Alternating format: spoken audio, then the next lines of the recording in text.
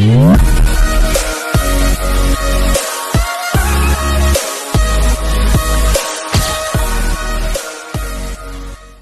आकाश भाई हमारे साथ है। तो भाई ये आपको बताएंगे कि प्रो पंजा लीग में क्या होता है, आप कैसे खेल सकते हो, सब कुछ ये आपको बताएंगे। हाँ जी भैया, तो क्या होता है? अगर किसी नए प्लेयर को प्रो पंजा लीग में खेलना है तो उसके लिए क्या है कि एक नया प्लेयर ये नहीं जानता कि कहाँ जाना है, किससे कांटेक्ट करना है और कैसे प्रो पंजा लीग में जाएं।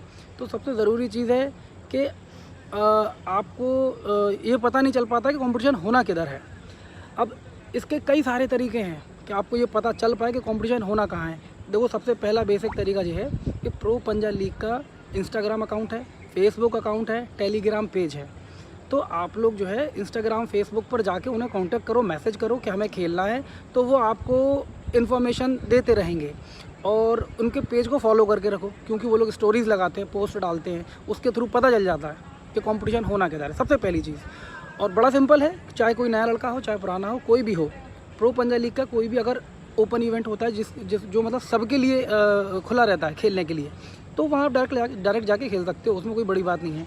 बस एक चीज़ छोटी सी रहती है कि अगर आप किसी और फेडरेशन में खेल रहे हो और वहाँ से अगर यहाँ आते हो तो फिर वापस वहाँ नहीं जाना है। अगर आप वापस वहाँ जाओगे तो फिर दोबारा यहाँ नहीं खेल पाओगे। तो जैसे कि भैया हम तो जैसे है हमको तो पता है कि प्रो पंजा लीग में कैसे होता है। तो कहीं जैसे मतलब अलग अलग सिटी से, अलग अलग मतलब स्टेट से है, तो उनके लिए क्या सिस्टम है? उनके लिए कोई ग्रुप बने हैं या कैसे नहीं, होगा? देखो बताता हूँ। जैसे वैसे तो स्टेट वाइज भी टीम्स आती हैं, लेकिन कुछ लोग ऐसे होते हैं जिन्हें अपनी स्टेट के ऑफिशियल्स का कुछ पता ही नहीं होता है, कुछ कांटेक्ट ही नहीं होता है अपने ऑफिशियल मेंबर्स का। तो उनको ना धीरे धीरे कांटेक्ट होता है। वो जब कभी किसी एक इवेंट में आएंगे खेलने, तब उन्हें पता चलेगा कि मान लो मैं पंजाब से हूँ, तो उसे एहसास होगा कि हाँ, यहाँ पंजाब के ऑफिशियल्स आए हुए हैं। तब उसे मिलेगा, पंजाब के जो ऑफिशियल्स होंगे उनसे वो कॉन्टैक्ट करेगा। तो इस तरीके से उनके कॉन्टैक्ट भी बन जाते हैं। लेकिन उसके लिए क्या है कि एक आध बार अपनी तरफ से पहले कोशिश करनी पड़ेगी। जब खुद अपने दम लगाओगे पता करने के लिए कंपटीशन के बारे में, क्योंकि तुम नए हो, तुम्हें कोई बताने नहीं आएगा, तुम्हें खुद दिमाग लगाना पड़ेगा कि कैसे हम पता करें। तो उसके लिए ये फॉलो करने पड़ेंगे पेजेस जो उनके PPL के हैं, वहाँ फॉलो करने पड़ेंगे, उनके पोस्ट देखने पड़ेंगे। जब तुम्हें पता चले कि कंपटीशन हो रहा है तो वहाँ जाओ, खेलो। और एक बार खेलोगे तुम्हारा एक्सपीरियंस हो जाएगा, सब कुछ सब मिल जाएगा वहाँ पर, मतलब हर चीज़ का कॉन्टैक्ट हो जाएगा।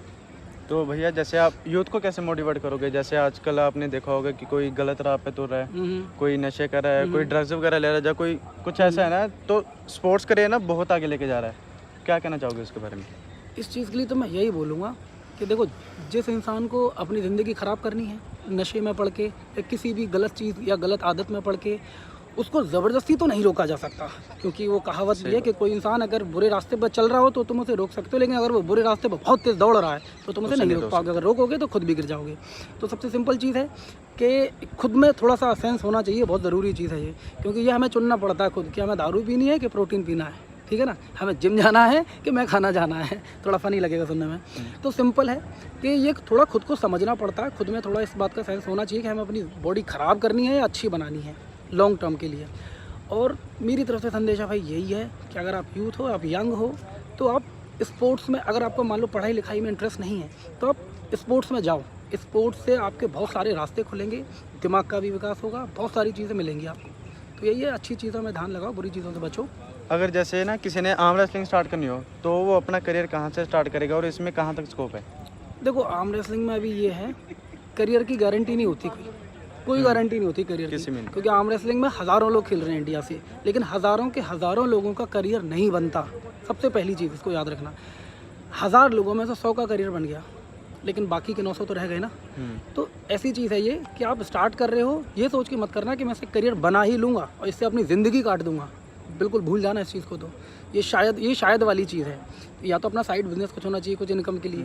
और अगर वो नहीं है तो सिर्फ शौक के लिए खेल सकते हो, कोई दिक्कत नहीं है। हाँ, लेकिन ये सोच के मत आना कि मैं इससे अपनी ज़िंदगी काट दूंगा, क्योंकि वो गारंटी नहीं होगी, पक्का नहीं होगा उसमें। लास्ट में आप हमारी ऑडियंस को क्या कहना चाहते हो? लास्ट मैसेज मैं यही देना चाहूँगा कि भैया आपका जिस भी चीज़ में इंटरेस्ट है, अगर आप पढ़ाई लिखाई करना चाहते हो तो पढ़ाई लिखाई में मन लगा के ध्यान दो, सबसे ज़रूरी चीज़। अगर आप स्पोर्ट्स खेलते हो तो उसमें मन लगा के ध्यान दो। आप दुनिया की कोई भी चीज़ कर रहे हो उसमें मन लगा के ध्यान दो, लेकिन गलत चीज़ों में नहीं। अगर आप गलत चीज़ में हो वहाँ मन मत लगाना, वरना ज़िंदगी ख़राब। सिंपल। तो ये थे भैया हमारे साथ आकाश कुमार, रेस्टोरेंट है। तो गाइस आपने जैसे इनकी सुनी होगी बातें, तो गाइस कैसा लगा मेरे को कमेंट में बताना। ओके गाइस, मिलते हैं फिर आगे व्लॉग में।